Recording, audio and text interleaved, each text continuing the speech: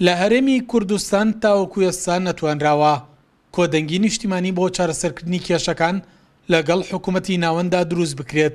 بۆیە بنەماڵەی شەیدان و هاوڵاتیان داواکارن حیزب و لایەنە سیاسیەکانی هەرێم کێشەلاوەکی و تایبەتەکانی خۆیان بەلاوە بنێن، کۆدەنگی نیشتیمانی دروست بکەن و هەوڵ بدەن بۆ چارەسەرکردنی کۆی گشتی کێشەکان، هاوکاتەوە ئاڵۆزیانەشی کە لە دوای ئەنجامدانی ڕیفراندۆم لە ناوچە دابڕاوەکان دروست بووە.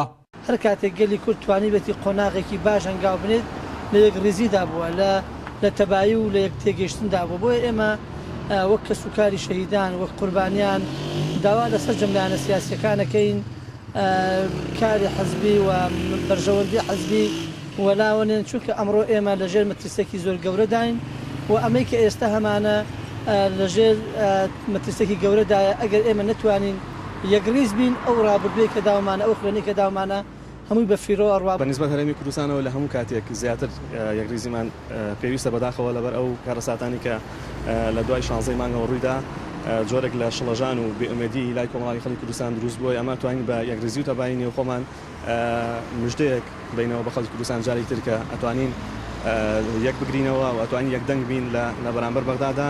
کۆنەگی نیشتیمانیەکێکە لە ئەگەرە بەهێزەکانی کورد پێم وایە بێ بۆ ئەوەی کورد زیاتر لەمە پەرتەوازتر نەبێت و ناوماڵ یەکتری یەک بکرێتەوە بۆی بتوانین ئەوەشمان هەیە دەستی نەدەین.